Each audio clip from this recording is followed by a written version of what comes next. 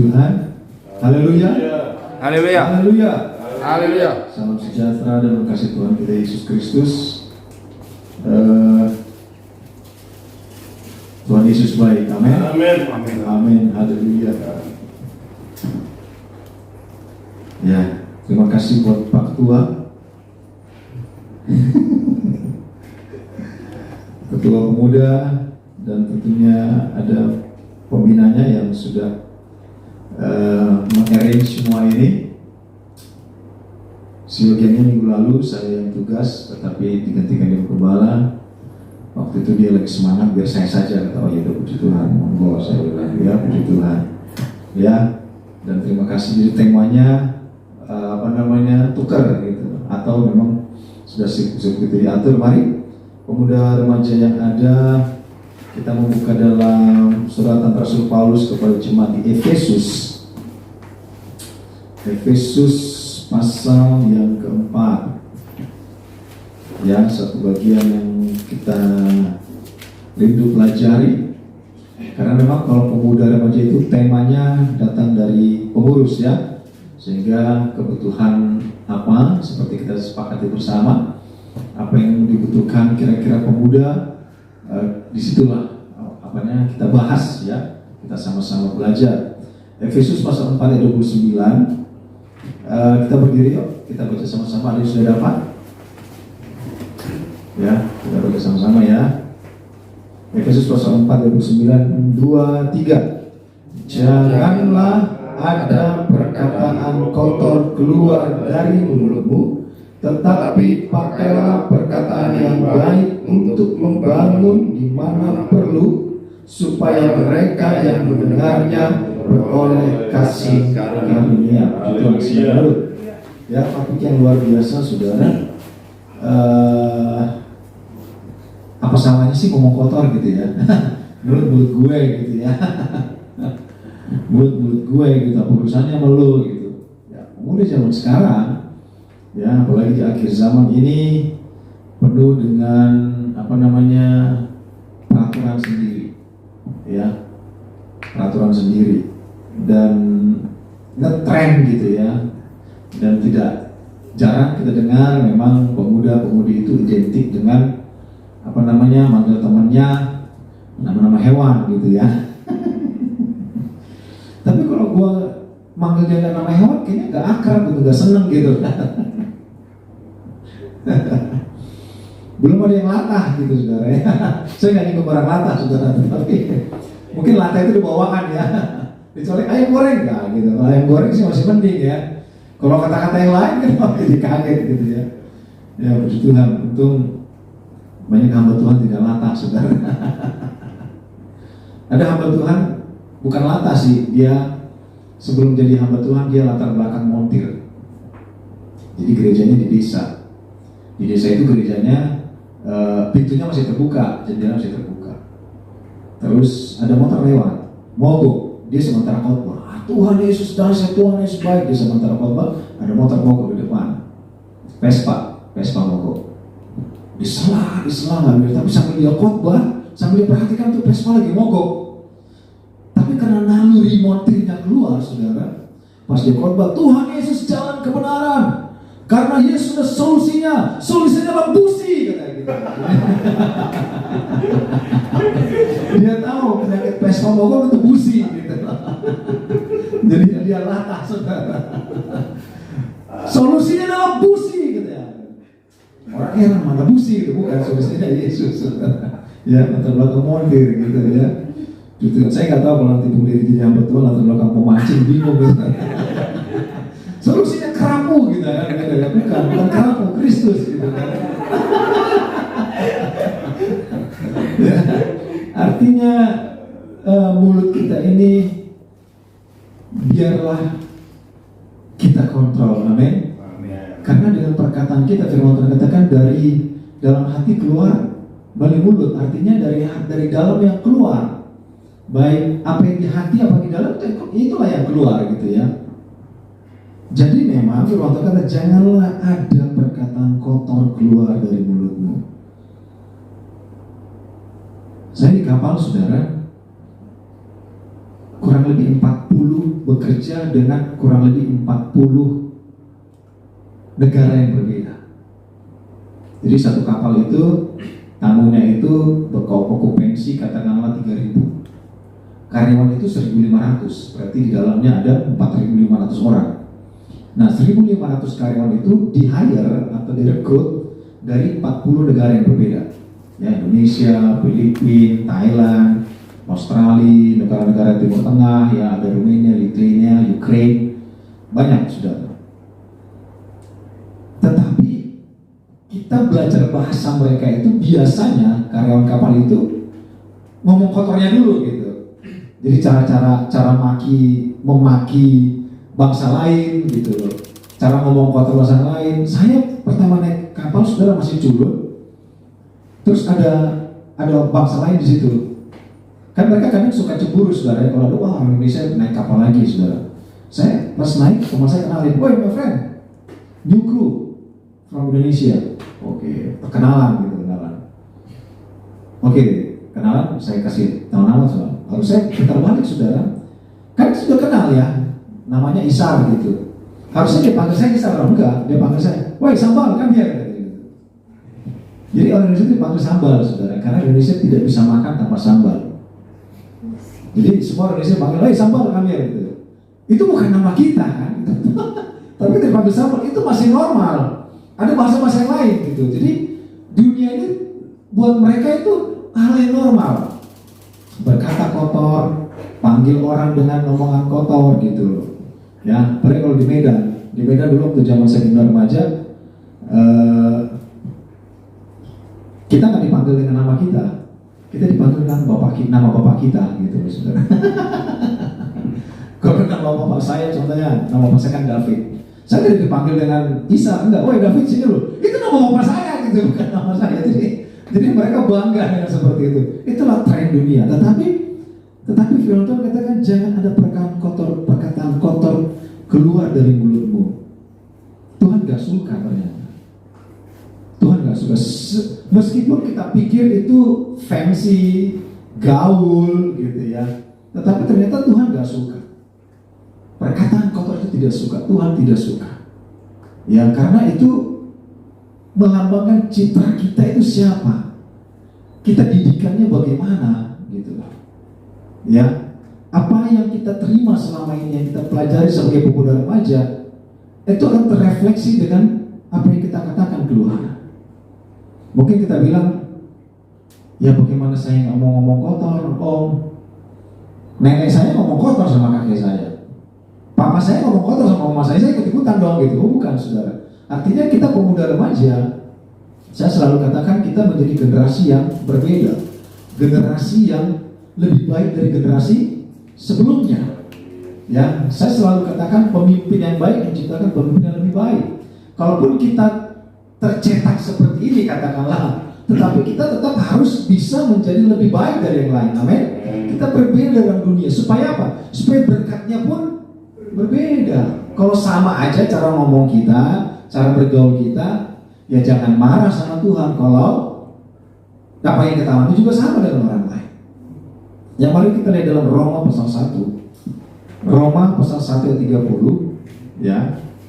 Ada yang sudah ketemu? Baca, Pak Ketua. Roma pasal 1 ayat yang 30. Mereka adalah pengumpat, pemfitnah, pencela, kurang ajar, congkak, sombong, pandai dalam kejahatan, tidak taat pada orang tua. Nah, ini sifat pemuda zaman sekarang. Walaupun ditulis zaman itu ya kurang lebih katakanlah tahun 10, tahun 20, tahun 30, saudara, ini dikatakan mereka adalah pengumpat, pemfitnah, pembenci Allah, kurang ajar, congkak, sombong. Ini rentetan dari diawali dengan pengumpat. Pengumpat itu ya orang yang ngomongin orang yang enggak tidak puas dengan dirinya, artinya ya menghina orang lain gitu loh. Sekalipun itu mungkin dalam hati. Dari pengumpat mereka kan mulai memfitnah. Ya. Orang dunia katakan fitnah lebih kejam dari nyolong ayam, ya. Ya begitu ya. Dari memfitnah naik lagi kepada pembenci Allah. Ini sifat pemuda zaman di Roma, tetapi ternyata sama juga. Cuma sekarang pun kita lihat ini banyak di luar. Ada yang kurang ajar, ada yang congkak, ada yang sombong, ada yang malah pandai dalam kejahatan gitu loh. Udah lihai, ya ngumpetin aibnya contohnya, atau ngumpetin kesalahannya contohnya, atau pandai dalam kejahatan bisa jadi ngumpetin pacarnya. Nah itu bahasa orang bilang katakan backstreet ya, Nona ya. Oh. Enggak, maksudnya kan karena Nona yang agak lebih senior di sini, jadi ada Bung Dedi. Artinya udah pandai ngumpetin gitu loh. Wah, orang nggak tahu nih, pacar gue ternyata beda label gitu ya. Dia pintar ngumpetin. Nah itu pandai dalam kejahatan, masuk ke sana. Tidak taat kepada orang tua. Nah ini kan dimulai dari perkataan ya dari pengumpat, memfitnah juga. Ini udah biasa kita lihat di luar sana. Kenapa pemuda remaja harus ada di gereja, dididik, dibentuk, diajar supaya kita terpagari dan kita terlindungi oleh kasih karunia Tuhan dan kita terdidik. Amin. Artinya pemuda remaja hadir dalam ibadah untuk kita sama-sama dibentuk dan dididik supaya tidak sama dengan orang lain. Mungkin kita pikir itu hal yang biasa, hal yang kecil, tetapi ternyata di mata Tuhan tidak ada hal yang kecil, saudara. Amin. Percaya nggak sih? Kita bilang Tuhan ini kan dosa kecil, tapi di mata Tuhan nggak ada yang kecil ternyata. Tetapi di saat kita berbuat baik, melakukan kebenaran, pelayanan, kita katakan Tuhan ini kecil sebenarnya pelayanan saya. Saya bagian kecil, saya cuma ngepel, cuma bukain pintu, saya cuma geser-geser bangku. Tapi di mata Tuhan nggak kecil, itu besar, amin. Nilainya sama. Jadi ternyata di mata Tuhan kita pikir kecil, di mata Tuhan enggak. Ukurannya beda, amin. Kenapa sih kok ngomong kotor aja dipermasalahin gitu loh? Ya ini gue mulut gue, kenapa lo? Emang lu siapa? Gitu. Saudara tidak seperti itu. Ya, berkata yang baik itu akan meredam, ya, dalam maksud meredam emosi. Ya, perkataan baik itu meredam emosi. Tidak jarang kita lihat di jalan ya, kalau orang cuma ngomong pada saat putar balik itu semata-matotan gitu, ayam lu gitu. Nah, itu kan apa namanya? Mancing emosi kan? Cuma karena dia ngomong ayam contohnya, minggir udah meningkat. Nah dari perkataan meningkat ke bogem gitu, jotos-jotosan.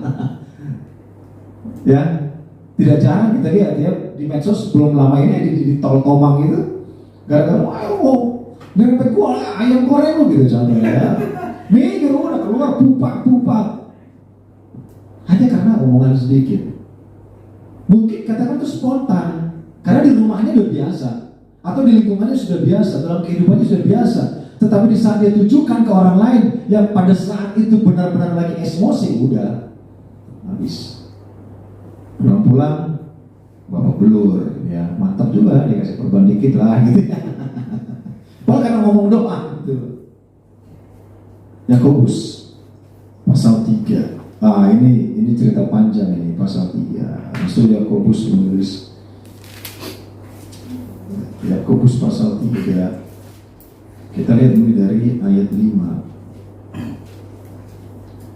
Ya, Yakobus pasal 3 ayat 5. Demikian juga lidah walaupun suatu anggota kecil dari tubuh namun dapat memegahkan perkara-perkara yang besar. Lihatlah betapapun kecilnya api, ia dapat membakar hutan yang besar. Lidah pun adalah api. Ia merupakan suatu dunia kejahatan dan mengambil tempat di antara anggota-anggota tubuh kita sebagai sesuatu yang dapat menodai seluruh tubuh dan menyalakan roda kehidupan kita, sedang ia sendiri dinyalakan oleh api neraka. Saudara, enak gak sih ngeliat, cewek cakep, contohnya ya, atraktif, menarik untuk dilihat. Tetapi pada saat kita ajak ngomong, yang keluar kebun binatang gitu ya, enak gak sih? Ilfil gitu dari lo, kok bisa sih? Cakep-cakep itu ngomongnya ngacok gitu loh. 8. Tetapi tidak semua seorang pun yang berkuasa menjinakkan lidah. Ia adalah sesuatu yang buas yang tak terkuasai dan penuh racun yang mematikan. Ngeri. Dengan lidah kita memuji Tuhan Bapa kita, dan dengan lidah kita mengutuk manusia yang diciptakan menurut rupa Allah. Sama ya. Artinya Senin kita memuji Tuhan, Minggu kita memuji Tuhan. Oh, Tuhanlah kekuatan dan mazmurku. Seninnya kita yang sama, ya. Kalau lidah yang sama kita pakai memuji Tuhan, dan lidah yang sama kita pakai makan sop kambing, itu masih oke, saudara ya. Ya Bung ya. Tapi kalau dengan lidah yang sama kita mengumpat orang, memaki orang, mengeluarkan kata-kata kotor, ngeri saudara.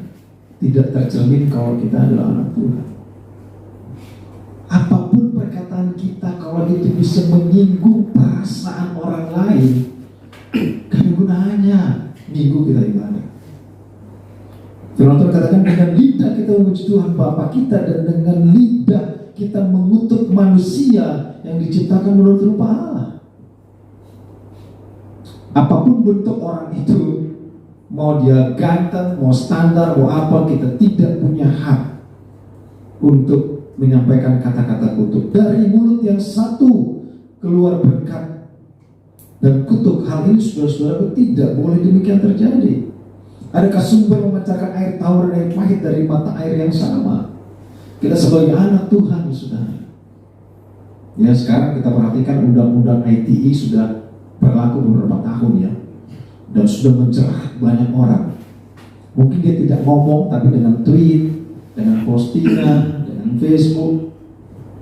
Jadi kita tuh berhati-hati dalam bermedia sosial. Bukan hanya dengan perkataan kita. Ada harga yang harus kita bayar. Kita harus mempertanggungjawabkan apa yang kita katakan. Bukan hanya di hadapan Tuhan, ya sudah pasti tiap omongan kita tetap Tuhan perhitungkan. Ya, firman Tuhan di bagian lain katakan, dengan perkataan engkau dibenarkan, dengan perkataan juga engkau dihukum. Di hadapan manusia pun kita pertanggungjawabkan omongan kita. Dan itu bisa berbalik ke kita. Ada pepatah, orang katakan tembok punya telinga, gitu ya. Tembok pun punya telinga. Ya, kita ngomongin, contohnya ngomongin bunuh diri, contohnya. Waduh. Saat ini mungkin kita tidak terima, tetapi itu kan muter, gitu. Ujungnya akan kita harus pertanggungjawabkan. Apalagi ngomong kotor, aduh, Tuhan nggak suka. Ya, apalagi kita orang-orang sudah menjadi pelayan Tuhan, sudah dipercayakan untuk di depan kita menyanyi, kita jadi singer gitu loh. Benar-benar harus kita jaga. Ya, perkataan-perkataan yang tidak menyenangkan sebagai pemuda remaja yang ada, ya, kita harus mulai jaga itu.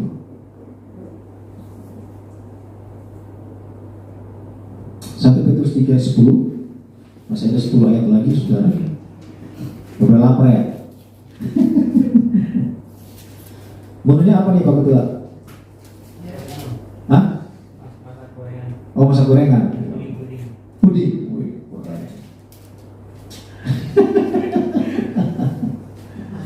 Ayo, 1 Petrus 3:10, ada yang mau baca? 1 Petrus 3 ayat yang 10. Siapa yang mau mencintai hidup dan mau melihat hari-hari baik, ia harus menjaga lidahnya terhadap yang jahat dan bibirnya terhadap ucapan-ucapan yang baik. Amin. Siapa yang mau mencintai hidup dan mau melihat hari-hari baik, ya, kebiasaan berkata-kata baik itu bukti kita mencintai hidup. Itu bukti kita ingin melihat hari-hari baik. Perkataan kita bukan hanya didengar orang, saya katakan tadi, kita bukan hanya bertanggungjawabkan kepada manusia, tapi kepada Tuhan. Sebagai pemuda remaja yang ada, biarlah kita semakin menjaga. Firman Tuhan bagian lain katakan, biarlah Tuhan memberikan penjaga di lidahku, di mulutku. Sebelum kita mengucapkan sesuatu, Tuhan buat penjaga.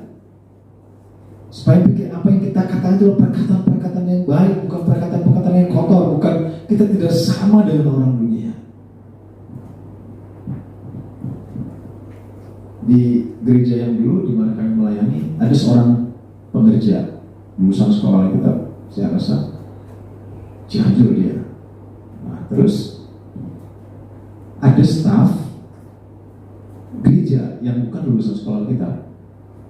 Nah, jadi satu pekerja perempuan lulusan sekolah kita, yang satu staf gereja. Jadi gereja itu punya staf, bukan sekolah kita, biasa sekuler.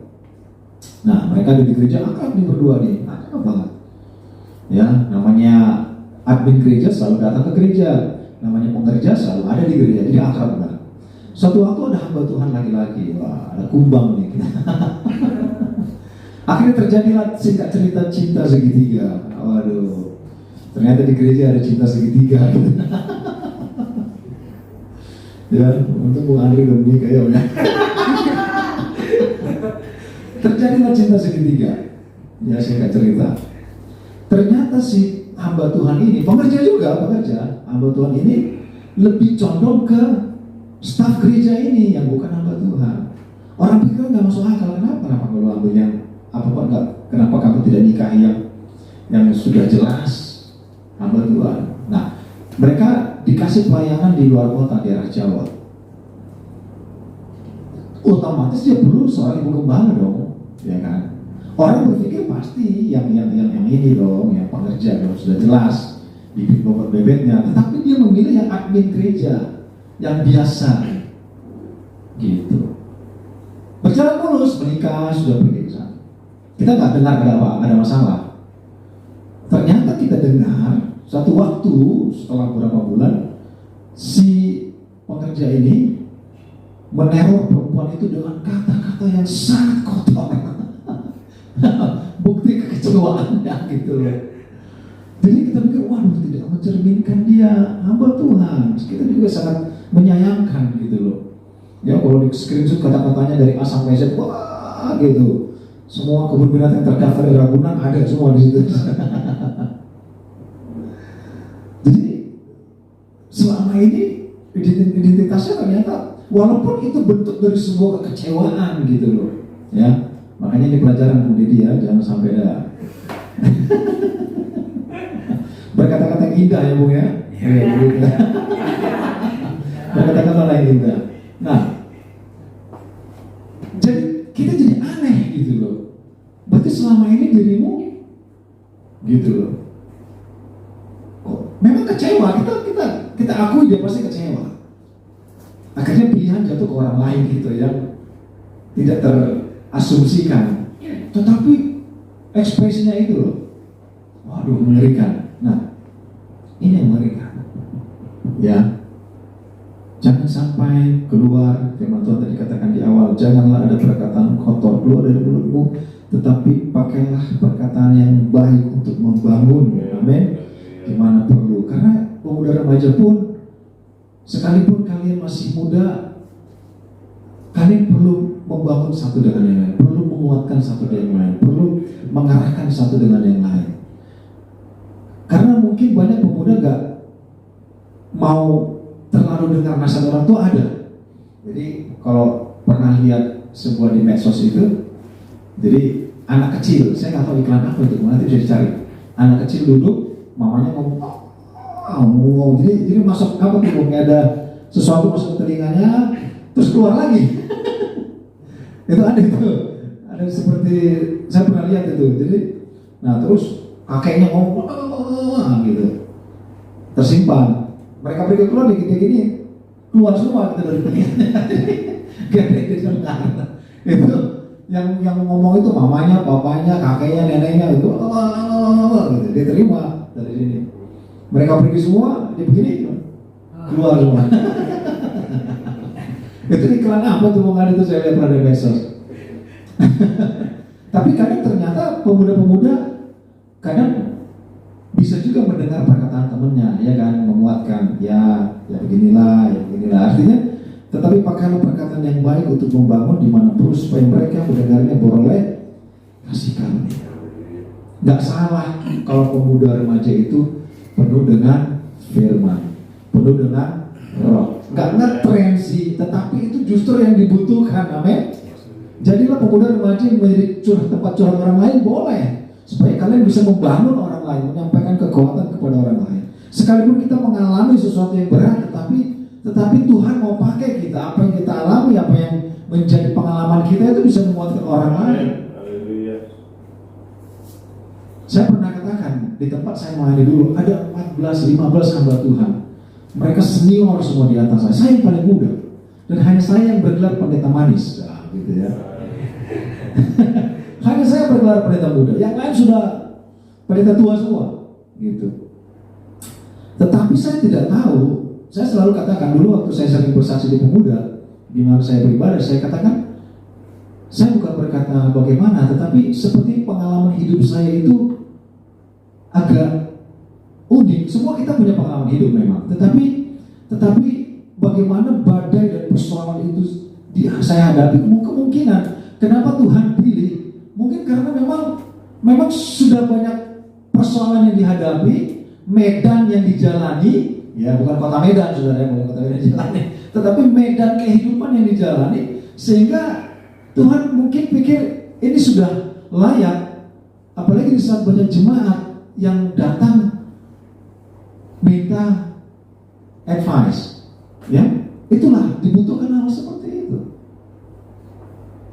Bukan bicara umur kita bisa mengatakan kalau kita berhikmat, tidak, tetapi apa yang Tuhan percayakan, pengalaman hidup yang kita alami itu benar-benar itu bisa menjadi modal, dan Tuhan cari orang seperti itu. Amin. Tuhan sedang mencari pemuda remaja yang penuh hikmat, yang penuh roh. Seperti Firaun katakan, bagaimana kita mendapatkan seorang muda yang penuh roh seperti Yusuf, berhikmat seperti Daniel. Allah sedang mencari orang-orang pemuda remaja yang penuh dengan hikmat, penuh dengan perkataan yang membangun, karena dunia sedang krisis orang muda yang penuh dengan perkataan membangun. Banyak orang muda justru penuh dengan perkataan menjerumuskan. Tetapi engkau dan saya, kalau engkau ada di tempat ini, Tuhan sedang persiapkan engkau menjadi orang-orang yang langka, yang rare, yang unik. Terakhir saudara, kita melihat dalam Malaki pasal 2 ayat 6 dan 7. Ini ayat wisuda saya, ya. Ayat skripsi saya itu Matius 28 ayat 19, pergilah jadikan segala bangsa murid. Itu ayat skripsi saya. Iya, makalah skripsi saya. Tetapi ayat wisuda saya, ya, ini ada ya Om, kalau di sekolah kita ada Om ya, ada ayat wisuda Om ya, ayat apa namanya, penamatan. Saya ayat wisuda saya ini Malaki 2 ayat 6 dan 7.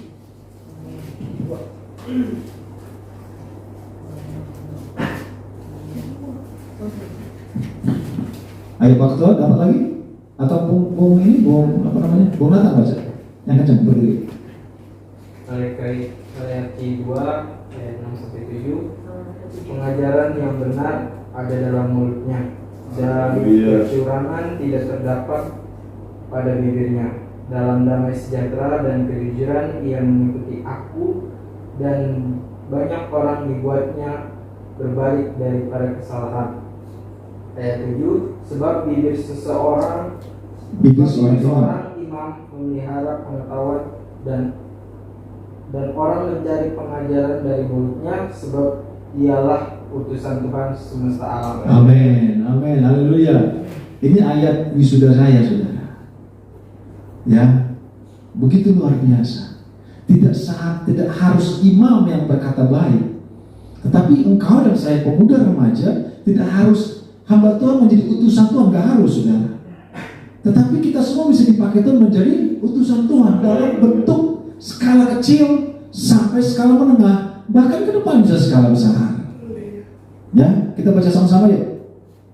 2, 3. Pengajaran yang benar ada dalam mulutnya, dan kecurangan tidak terdapat pada bibirnya. Dalam damai sejahtera dan kejujuran ia mengikuti aku, dan banyak orang dibuatnya berbalik daripada kesalahan. Sebab bibir seorang imam memelihara pengetahuan, dan orang mencari pengajaran dari mulutnya, sebab dialah utusan Tuhan semesta alam. Amin. Luar biasa, saudara. Tuhan sedang mencari orang di mana mulutnya tidak tidak ada kecurangan. Di mulutnya ada damai, ada kejujuran, dan lewat itu banyak orang berbalik kepada kebenaran. Mulutnya memelihara pengetahuan, dan orang mencari pengajaran dari mulutnya. Engkau dan saya adalah utusan Tuhan semesta. Amin. Sekalipun engkau orang muda, nggak harus orang tua, nggak harus hamba Tuhan bergelar profesor, doktor, saudara, yang harus tetap menjadi utusan Tuhan. Tidak. Engkau bisa menjadi utusan Tuhan di tengah-tengah sekolahmu. Engkau bisa menjadi utusan Tuhan di lingkunganmu. Engkau bisa menjadi utusan Tuhan di keluargamu, saudara. Karena mulutmu tidak terdapat kecurangan, dan saudara, pengetahuan, pengajaran ada dalam mulut kita. Lupakan kata-kata kotor. Itu bukan gue. Amin. Itu bukan gue, bro. Gue memiliki hikmat Tuhan. Amin. Amin. Ini ayat wisuda saya yang saya berikan kepada pemuda remaja.